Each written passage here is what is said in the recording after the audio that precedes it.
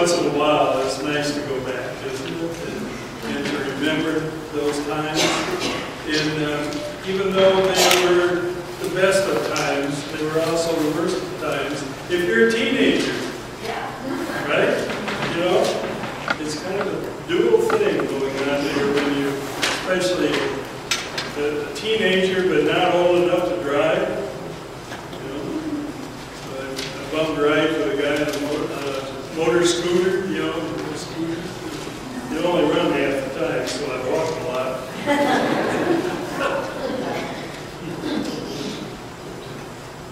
I got the wrong sermon in front of me here. So I think I was going to preach that last week, didn't I? Let your little light shine. Probably good for this week too. Actually, a preacher once said, you know what we need to do as a preacher is you preach it until they get it and start doing it. How long did that last? You boot you out or they start doing it, right? Deuteronomy chapter 30, verses 11 to 20. And, oh, by the way, that's in the Old Testament. It's right after Leviticus, you know, that favorite book in the Bible. You read that all the time. It's all the rules and regulations, all those things that Moses told the people of Israel how they were to live together. So from the 11th verse of chapter 30. Now what I am commanding you today is not too difficult for you or beyond your reach. It is not up in heaven so that you have to ask, who will ascend into heaven to get it and proclaim it to us so we may obey it? Nor is it beyond the sea so that you may have to ask, who will cross the sea to get it and proclaim it to us so we may obey it? No, the word is very near you. It is in your mouth and in your heart, so you may obey it.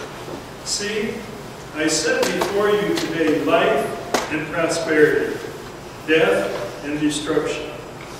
For I command you today to love the Lord your God, to walk in his ways, and to keep his commandments, decrees, and laws. Then you will live and increase. And the Lord your God will bless you in the land you are entering to possess.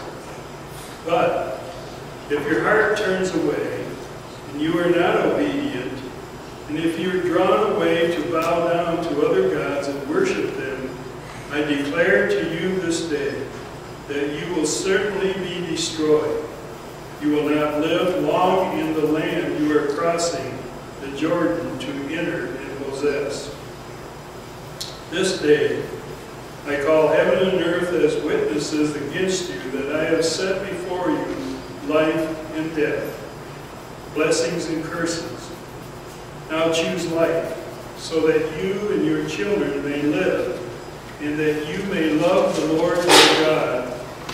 Listen to his voice, and hold fast to him. For the Lord is your life, and he will give you many years in the land he swore to give to your fathers, Abraham, Isaac, and Jacob. This is the word of God for the people of God. Thanks be to God.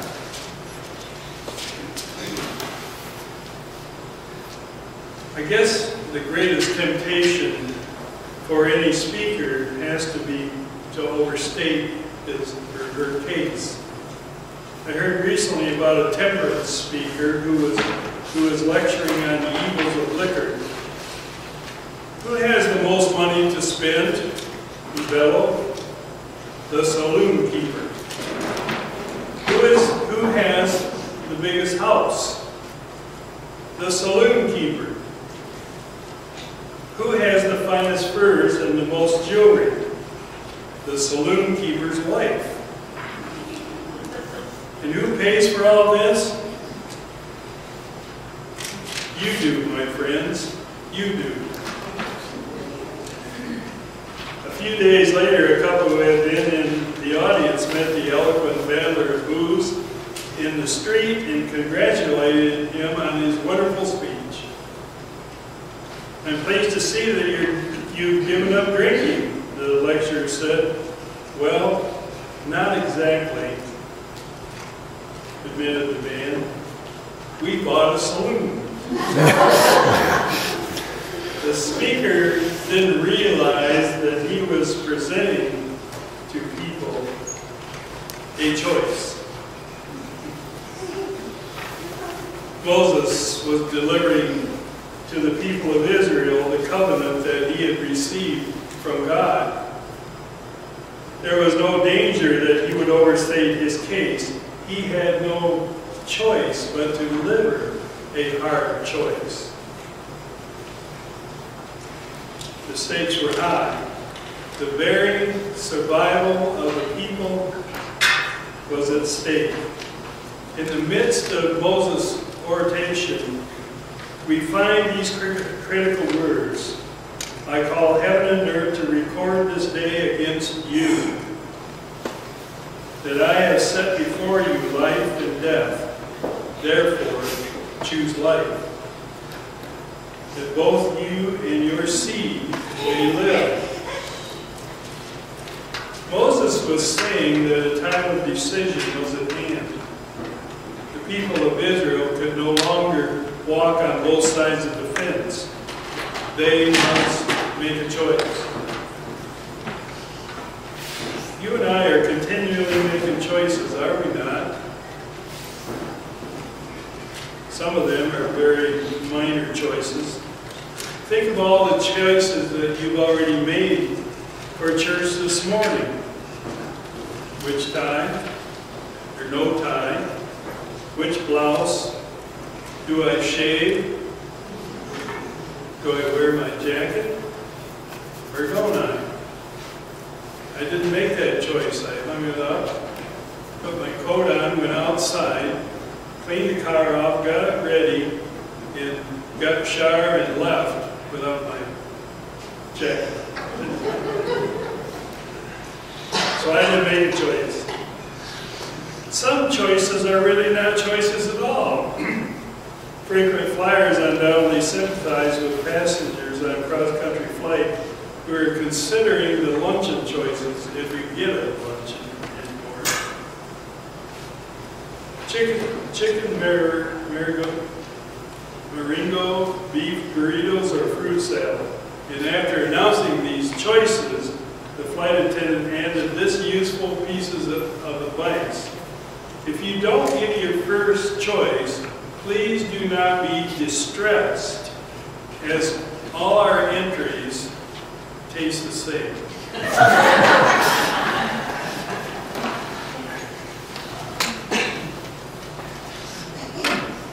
Let's see. Was that an airplane that made that announcement or a hospital?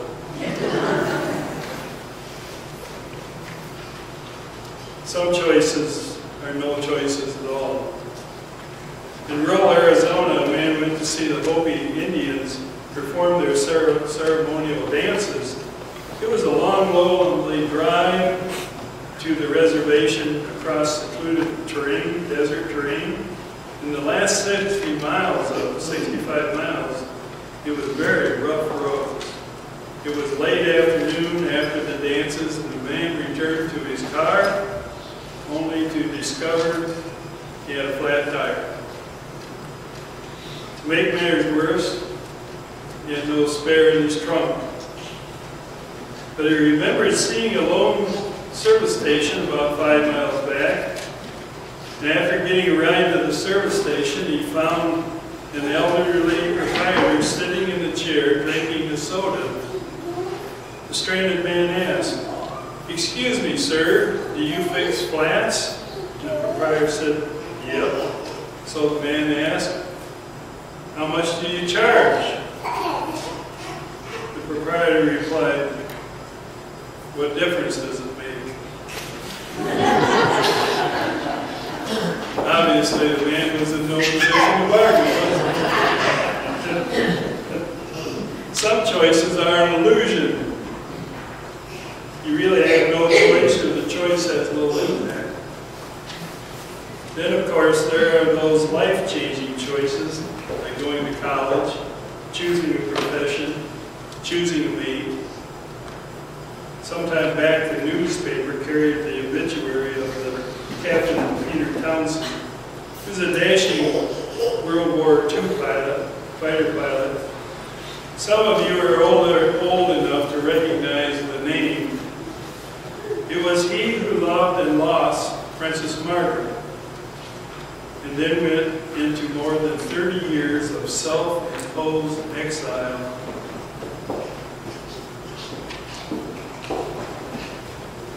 He was 80 years old when he died.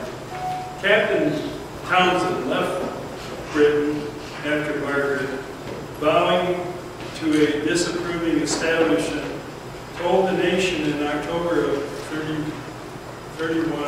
1955. She had decided not to marry Townsend because he was divorced.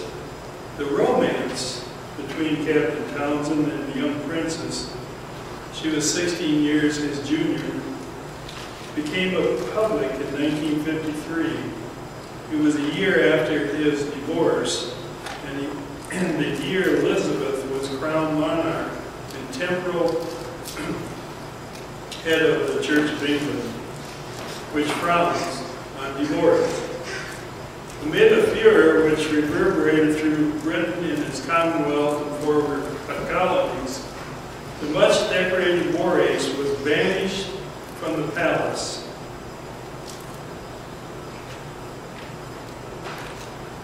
On the advice of Prime Minister Winston Churchill. He sent him to a diplomatic post in Brussels. But the romance survived until 1955, when Margaret, then 25, and third in the line to the throne, made her final decision. She could have married me, Captain Townsend wrote in his 1978 autobiography, only if she had been prepared to give up everything: her position, her prestige, her privy purse. I simply hadn't any weight. I knew it, to counterbalance all that she would have lost. Choices, choices, choices. So many choices. We may never have to choose between true love and the throne, but we still have choices. Of course, the sad thing is that for better or worse, we have to live with the choices that we make. That is why Moses' task was so critical. Much was at stake. Israel would have to live with the consequences of their decision. Make the right choice, and they would prosper. Make the wrong choice, and they would perish. One of the marks of maturity is the discovery that choices we make have consequences. If we choose rightly, we reap rewards. If we choose wrongly, we sometimes have to pay a steep price. I had a good laugh at a story in the newspaper sometime back about a teacher who found a novel way to make students pay for their transgressions. Troublemakers at Riverside, Brookville High, and suburban Chicago are being first to serve after-school sentences in the Frank Sinatra Detention Club. There for 30 minutes they must sit utterly still, no talking, no homework. They must sit there, no snoozing, and listen to old Blue Eyes croon songs from a bygone era. And guess what? The kids hated it. They're miserable, reports teacher Bruce Janu, a Sinatra fan who devised the club as a way to make detention more fun for him, less so for the kids. It just got to where I couldn't stand it, said one of the seniors. It's so boring. Daniel isn't totally heartless, though. He lets students sing along if they want, but nobody does.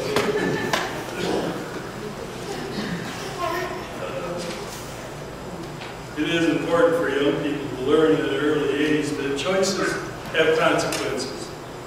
In terms of their later success, it is one of the most important lessons they will learn. Adults who continually bail out their children when they make mistakes are cheating their children of one of life's most important lessons. We reap what we sow. Someone has put it this way: there are two major pains in life, the pain of discipline and the pain of regret. Think about that for a minute. The pain of discipline or the pain of regret.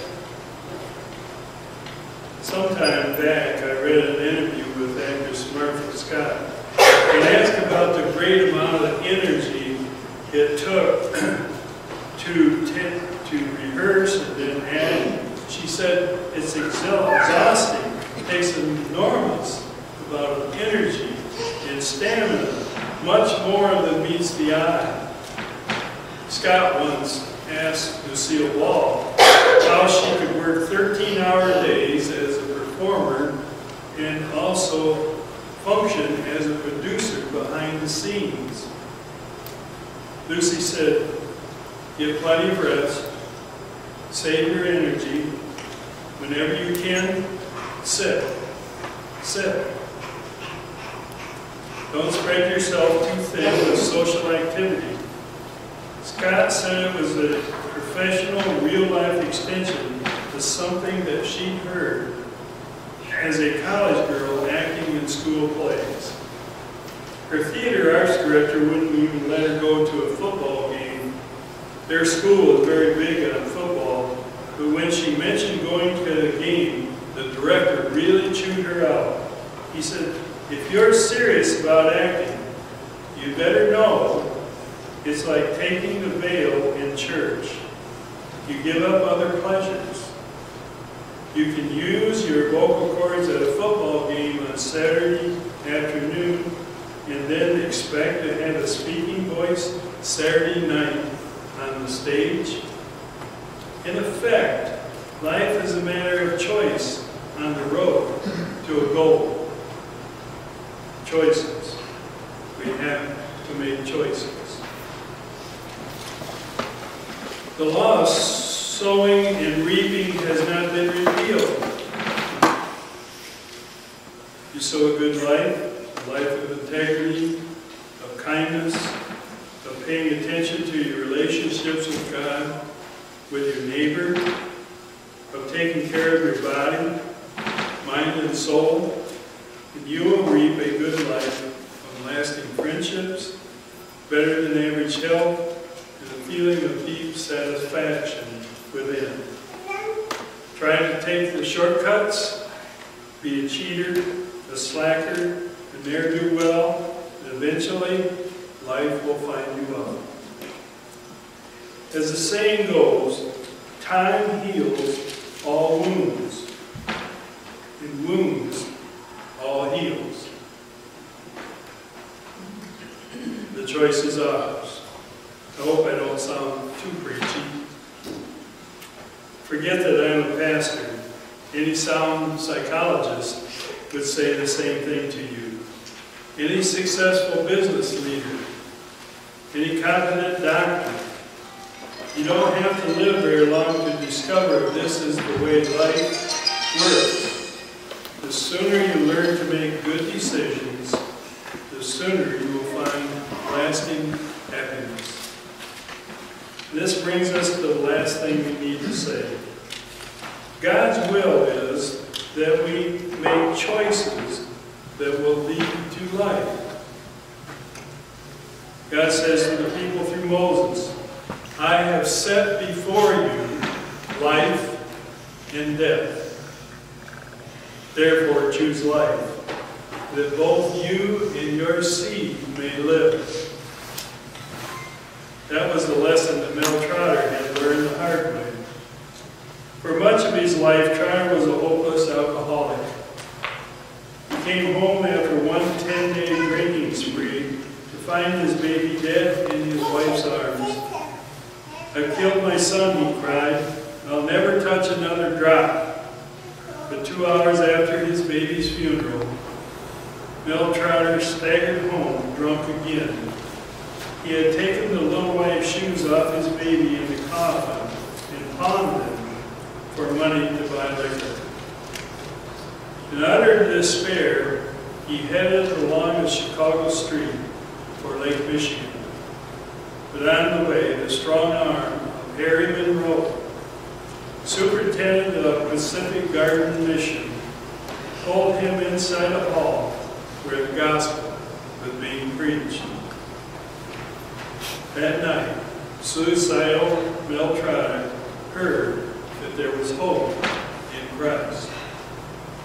He became a Christian, and for the next 40 years served as superintendent of a rescue mission in Grand Rapids, Michigan. From this base, he started 60 other gospel missions in U.S. cities, all destined to reach down and outwards for Christ. He counseled thousands of would-be suicides, putting on them on the road to happiness and heaven. Mel Trotter chose to turn from death to life. Our situation is not apt to be as desperate as Mel Trotter's, but still there are choices that you and I have to make every day that determine the quality of our lives and the quality of our relationships. God's will for each of us is to make choices that lead to abundant life. It's like an incident that Benjamin Franklin related in his autobiography. An English clergyman was once ordered to read a special proclamation of King Charles I after a period in which the country had observed strict blue laws. You know what those are, don't you? Most of you? Yeah. No work, play, or anything on Sunday. They've gone to wayside. There were places even in the 80s, we took our daughter to Holland, to Oak College. And you better make sure you had a full tank of gas, because you were going to buy gas starting about Hamilton all the way up into Holland and around the Oak College. You couldn't find a restaurant to have lunch if you were there, or dinner that night. That's the way it was. But that's all pretty well gone by the wayside. But anyway, it became decreed then urging the people to returning to participating in sports on Sunday. Most church leaders refused to read the edict, but to one congregation's amazement, their minister read the king's decree. But he followed the pronouncement with these words: "Remember the Sabbath and keep it holy." And he added, Brethren, I have laid before you the commandment of your king and the commandment of your God. I leave it to you to judge which of the two ought to be observed.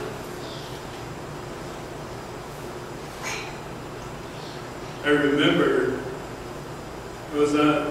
when I was in Springport, I would go to the Eaton Rapids Ministerial Association.